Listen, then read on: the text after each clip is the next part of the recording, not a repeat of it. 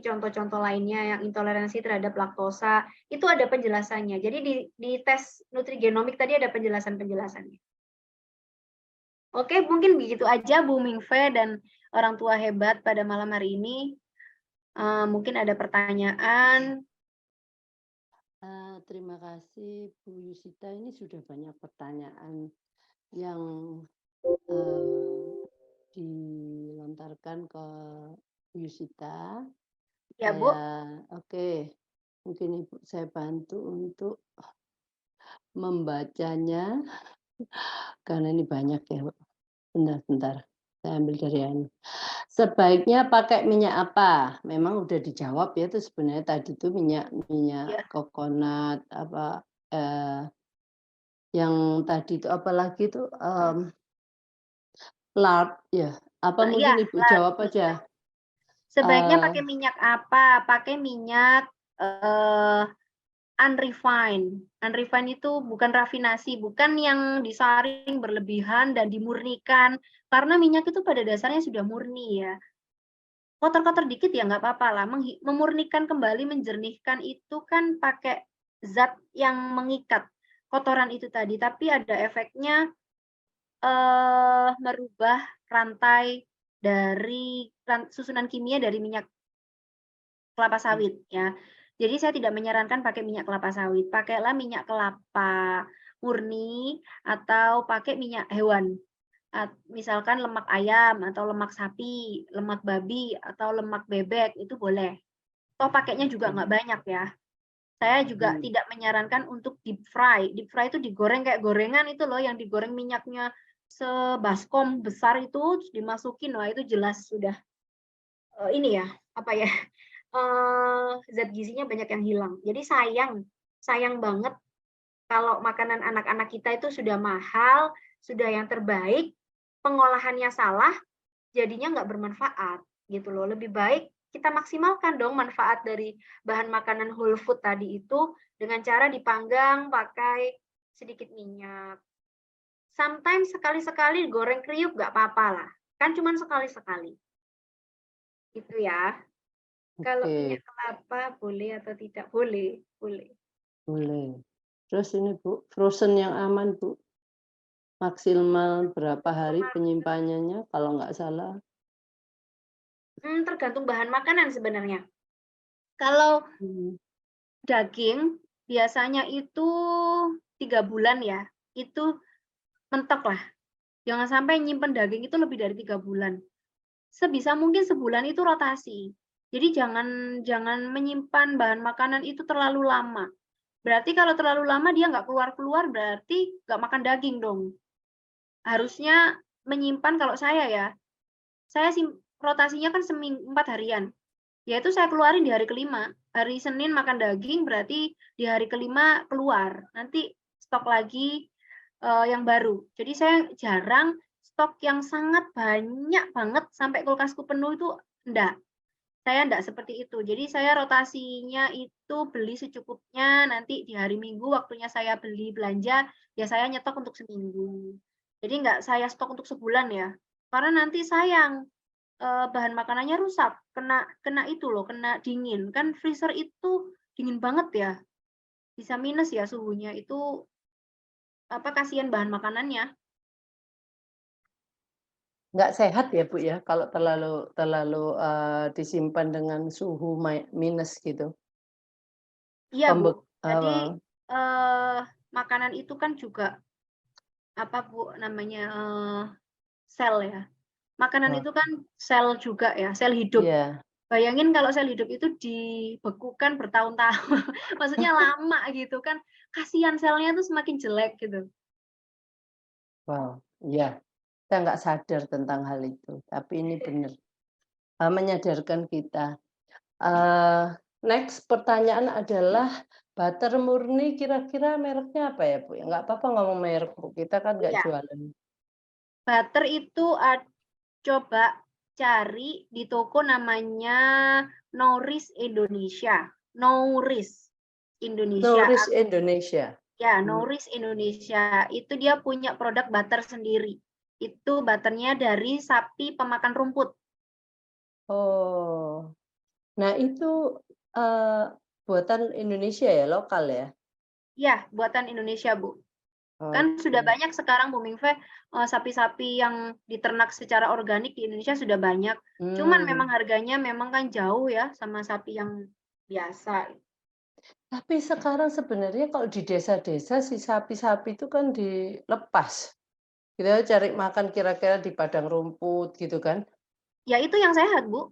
Itu yang Heeh, sehat daripada yang dikandangin terus. kalau yang dikandangin itu mungkin itu ya, sapi-sapi yang benar-benar di yang bukan bukan di desa gitu ya, kayaknya Iya, mereka sapi memang potong. pengusaha Ya betul membuat betul. itu ya? Ya, jadi itu di Oke. kandang itu berjejer-jejer sapi itu puluhan, Bu Mingve. Puluhan gitu, makanannya juga rumput, tapi ada tambahan makanan lain tuh untuk menggemukkan. Mmm, Itu loh yang saya maksud menjadikan sapi itu gemuknya gemuk buatan, bukan gemuk karena dia bergerak aktif atau makan rumput liar atau makan jamu-jamuan yang dikasih, kan biasanya dikasih jamu juga ya. Itu sapi yang organik, lokal tapi perlakuan organik itu biasanya di Bandung. Jadi di Bandung apa itu banyak merek sapi-sapi kalau tahu merek sapi yang, yang dengan yang di grass-fed. heeh, grass-fed itu, mungkin Bu Mereknya Yusita, itu mereknya aduh sebentar apa namanya, eee, Muara Daging. mereknya Muara da Muara Daging, heeh, buatan ada Bandung? itu kayaknya dari Bandung, Bu. Oke. Ada lagi di Noris itu ada, Bu. Jadi di Mmm, Noris Indonesia itu lengkap semua peralatan Abizar, makanan itu dari situ biasanya yang saya kalau susah cari yang organik ya di situ. Mulai dari oh, kemak, dari itu jual telo juga, Bu, jual jual lemak apa namanya, untuk bikin lemak sapi sendiri, itu bisa. oh, Jadi yang lebih murah. Kalau kita beli lemak sapi yang sudah jadi, itu 60.200 gram ya. Tapi mhm, kalau kalau beli lemaknya sapi utuh yang belum dipanaskan, di-render kan, mhm, mhm, cuma 26 kalau nggak 30.000. Jadi kita panaskan aja di, penggorengan, nggak pakai minyak, pakai api kecil, nanti keluar minyaknya sendiri. Itu namanya oke. rendering. Saya lihat Noris Indonesia itu ada website-nya kayaknya, Bu, ya? Ada kayaknya, Bu. Jadi Ada kalau kita lagi, Bu, heeh, sesa.id, apa? sesa.id. Sesa? Ya, sesa.id. SESA? Ya, sesa.id. Oh, oke. Wow, kita bisa ndak bingung ya carinya ya, yang, Noris Indonesia dan sesa.id. Iya, Terus kita lanjutkan pertanyaan, eee, ini, aduh, garam sebentar, saya harus aduh banyak sekali, sebentar ya, Bu, ya. Dari atas, iya. eee oke, kalau beli ayam kampung, untuk bahan masakan ayam kampungnya di supermarket itu yang frozen itu bagus nggak ya? Ya kita kan nggak tahu mau frozen-nya tuh udah taruh berapa lama ya, Bu, ya? Iya, itu berapa Lah lama. Tapi biasanya di supermarket itu cepat, Bu. Supermarket oh, itu oke. perputarannya cepat, nggak lama-lama. Cuman kan kalau memang ada ayam kampung di supermarket, biasanya ada kok merek apa ya namanya itu, aduh saya lupa. Biasanya ada di Superindo itu ada merek. Cuman harganya jauh, Bu. Oh, lebih murah di pasar, gitu ya? Iya jelas lebih murah di pasar, Bu. Ini katanya Bu Mevi, kalau beli di supermarket beda banget sama di pasar tradisional, sehingga Bu Mevi sekarang ke pasar tradisional. Nggak papalah. Terus tepung yang berasal dari kacang-kacangan seperti tepung dari kacang almond itu termasuk tidak ya, Bu, ya? Tepung dari almond Itu termasuk termasuk, tepung iya termasuk. kacang-kacangan? Iya, Oke. tapi jangan beli tepung di toko bahan kue ya. Karena itu tepung almondnya campuran gitu? Bukan, Enggak? tepung almondnya nggak diaktifasi itu, Bu. Oh, iya iya iya, Untuk anak ngerti. ABK, aktivasi dulu, nanti itu berat banget di pencernaan itu. Dia malah jadi racun karena zat gizinya hilang. Terus tepung di toko bahan kue, itu dipanaskan suhu tinggi sekali ya, tapi singkat. Jadi kayak misalkan, 200 derajat tapi cuma 3 detik gitu kan bisa Bu, ada teknologi yang seperti itu ya. Mhm, Itu nggak gosong tapi langsung kering, cuman kan zat gizinya udah sampai akar-akarnya iya. udah hilang gitu loh. Lebih baik kita buat sendiri ya, Bu, ya. Iya, lebih murah Atau juga mungkin kalau ini bikin sendiri. bisa terangkan lagi ke tepung aktivasi itu, Bu, karena mungkin ada orang tua yang nggak tahu tepung aktivasi yang nggak ikut minggu lalu. Oh ya, tepung aktivasi itu jadi segala jenis kacang dan biji itu harus kita rendam. Heeh, Direndam, minimal 4 sampai 24 jam. Kalau untuk iya, beras 9 jam, kalau untuk almond 24 sampai 48 jam direndam dengan probiotik atau dengan garam atau dengan cuka apel. Tapi kalau cuka apel ada sensasi kecutnya, jadi mending pakai probiotik atau garam. Itu mhm, tujuannya untuk menghilangkan anti nutrisi. Jadi oke. biji itu punya proteksi Bu Mive. Iya Pokoknya kan, yang tumbuh dari tanaman itu loh kan dari biji ya, itu mhm, dari bibitnya itu punya proteksi. Kenapa? Karena dia harus mengeluarkan, sprout-nya atau namanya tunasnya itu bertahap. mhm, Menunggu kadar tanahnya itu punya mineral, protein, dan vitamin yang lengkap, dia perlahan-lahan memecahkan diri, baru tumbuh menjadi tanaman. Nah, itu yang saya maksud, itu harus dibuka dulu hilangkan. kacang-kacangannya. Kalau enggak, zat gizinya nggak akan terbuka dan terserap di dalam tubuh kita. Malah kita kemasukan itu tadi yang apa, namanya itu Anti nutrisi, anti nutrisi tadi. Apa sih pektin atau oke. apa ya, saya lupa namanya.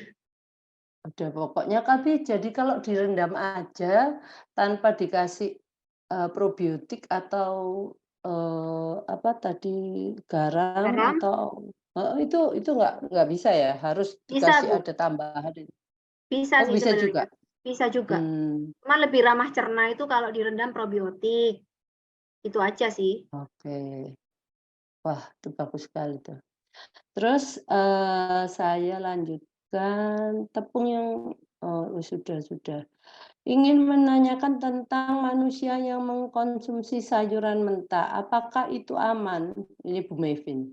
Karena saya pernah baca bahwa manusia tidak dapat mencerna selulose karena memang tidak memiliki enzim yang diperlukan untuk mencerna selulose, juga tidak memiliki bakteri simbiosis untuk melakukan pencernaan itu. Bagaimana menurut Bu Yusita? Makanan mentah itu kayak salad mentah gitu itu kan ya. Makanya tadi saya di Sayuran, awal, kita itu manusia sebenarnya karnivora, Bu. Kita itu mhm, lebih cocok makan protein. daging, Kayak protein. orang orang Eskimo zaman dahulu itu kan nggak makan sayur, cuman makan ikan laut, terus makan lemak-lemak beruang gitu kan. Mereka berburu Mhm, beruang, dimakan lemaknya. Itu hidup bertahun-tahun, ratusan tahun. Aman-aman aja. Mereka giginya itu paling bersih, paling bagus, paling mmm. kuat. Makanya fosilnya itu giginya itu utuh, nggak ada yang gopil Oh, kayak kita ya ini, Bu, ompong. nggak ada yang ompong. Iya, memang begitu. Itu sudah diteliti dan memang, eee, sayuran itu, mengandung vitamin dan mineral itu sebagai membantu aja sebenarnya, membantu untuk, metabolisme, mengolah protein dan lemak serta karbohidrat yang paling utama tadi. Seandainya nggak ada itu, ya mungkin tetap bisa terserap ya, tiga Mhm, tiga makronutrien tadi itu, karbohidrat, protein, lemak, cuman tidak maksimal. Mungkin bisa maksimal kalau pola hidupnya sehat, olahraga, eee, dia menghirup udara dan mendapat energi tiap subuh misalkan keluar gitu melihat sinar mentari, tapi kan zaman sekarang susah ya, Bu, untuk mhm mhm. begitu gitu loh, untuk melakukan hal itu. Apalagi melihat mentari itu jarang orang bisa mendapatkan energi itu. Jadinya Iya, makanya muncullah suplemen-suplemen yang lebih mudah dicerna daripada makan sayur, yang instan gitu loh Bu, maksudnya yang heeh, kan ada nih orang yang nggak suka makan sayur tapi dia makan klorofil ya, yang punya mhm. keling gitu ya, itu Iya karena iya. kakak saya minumnya begitu, dia nggak suka sayur, tapi kalau minum keling mau gitu, dan BAB-nya lancar-lancar aja dia sampai sekarang juga hidupnya sehat, tetap sehat gitu. Kalau emang, kita emang nggak punya ini ya, enzim untuk selulase ya memang. Cuman sapi yang pemakan rumput-rumput itu Jadi yang kita tuh punya. memang sebenarnya nggak usah makan seperti Ibu bilang, nggak perlu, nggak Iya harus makan sayur-sayuran ya? iya, tapi gimana ya, kita itu kan maksudnya begini, kita harus bijaksana ya, Bu. Tuhan itu menciptakan segala macamnya di dunia ini tuh untuk dikonsumsi manusia. Kalau Mhm ada, sayuran yang membawa manfaat karena antioksidannya, ya sudah kita makan aja, meskipun itu tidak tercerna dengan baik, ya kan? mhm Mungkin karena, bagaimana cara kita agar tubuh kita bisa mencerna itu, membantu untuk, HCl ini untuk menghancurkan makanan brokoli tadi itu supaya mhm. lebih mudah diserap. Meskipun nggak punya enzim selulase, gimana caranya? Kembali lagi, direbus 35 menit, Mmm, dihilangkan batangnya, cuma dipakai hijau-hijaunya. Itu adalah tindakan-tindakan kita sebagai manusia yang bijak untuk memanfaatkan sumber daya alam. Begitu aja, simpel aja. mmm. Jadi Bu lebih digestible ya? Heeh. Heeh. Bu Ini ada Yusita, Ya ya. berarti kesimpulannya untuk sayuran mentah itu sebaiknya dihindari ya, Bu, ya? Kalau saya sih nggak sering ya. Sayuran mentah itu kan Kayak kalau salad kan kebanyakan mentah ya? iya, salad itu kebanyakan mentah. Kalau kondisi leaky gut, Sebaiknya itu jangan? lebih baik jangan. Karena itu berat mhm, banget, Bu. Itu berat banget. Oke. Soalnya kan ada beberapa diet yang memasukkan menu-menu seperti itu. Oh, kalau misalkan cuma seminggu 1 kali ya nggak apa-apa lah. Kayak Abizar juga makan ini kok, apa, kayak bikin kebab, dalamnya lettuce, ada bawang Oke. bombay yang masih mentah, nggak layu ya. Atau Oke kadang oke. kalau, apa namanya, sayuran hijau itu direbus dulu untuk menghilangkan oksalat, jadi biar nggak mhm. mengganggu penyerapannya. Itu masih makan dan dia hasilnya apa, BAB-nya agak keras loh, BAB-nya keras, itu saya coba nggak pakai enzim. Kalau pakai enzim lumayan, agak lumayan gitu BAB-nya. Mungkin kayak terpotong doang ya, terpotong-potong lebih bagus lah istilahnya, meskipun Mhm, nggak punya enzim selulase tadi ya di dalam tubuh. Oke, baik baik. oke. Oke, berarti yang saya baca tuh sumbernya sama dengan Ibu. Ya, Ya, terima kasih Bu. Ya ya, oke. sama-sama. Air air kelapa yang Ibu maksud itu seperti air degan itu kan, Bu, ya? Yang biasa kita, ada di pinggir jalan orang, air di dalam kelapa gitu. Ya, kelapa itu ada yang kalau orang jual degan itu kelapa biasa, kelapa muda itu namanya. Sebelum jadi kelapa tua itu kelapa muda itu, tapi jenisnya yang apa gitu ya, yang kelapa hijau itu. Tapi kalau yang Hijau. kelapa yang saya maksud untuk alergi itu yang kalau diiris, itu serabutnya itu pink, Bu. Kalau orang Hah? Jawa itu bilang degan ijo itu loh, yang Oh iya, degan hijau saya tahu. Ya, degan hijau agak itu kecil, memang bentuknya lebih agak kecil. ya, kalau biasanya dijual itu agak mahal daripada Ya, kelapa biasa. betul, lebih mahal dia, Oke, 20.000 biasanya tinggal kalau ini. Anda tinggal bilang, "Saya mau kelapa hijau," gitu ya. Jadi Ya, itu kelapa ya. hijau. Terus ada yang bertanya, quercetin itu apa ya, Bu? Oh, Quercetin. quercetin tuh ya zat gizi lah, istilahnya zat gizi yang dibutuhkan tubuh itu larinya ke otak. Larinya ke otak. Quercetin Mhm. itu untuk memori, untuk menaikkan IQ biasanya dikasih quercetin dan tiamin. Nah, quercetin Mmm, ini ada banyak pada kulit bawang bombay. Jadi saya kalau masak sop, kulit bawang bombay itu saya cuci terus saya cemplungin, Bu, waktu mau mendidih. Itu udah saya mmm, biarin di situ. Itu tinggi quercetin. oke. Yang paling tinggi di bawang bombay merah, yang Bawang merah. bombay yang besar itu ya? Ya, yang besar. Mhm.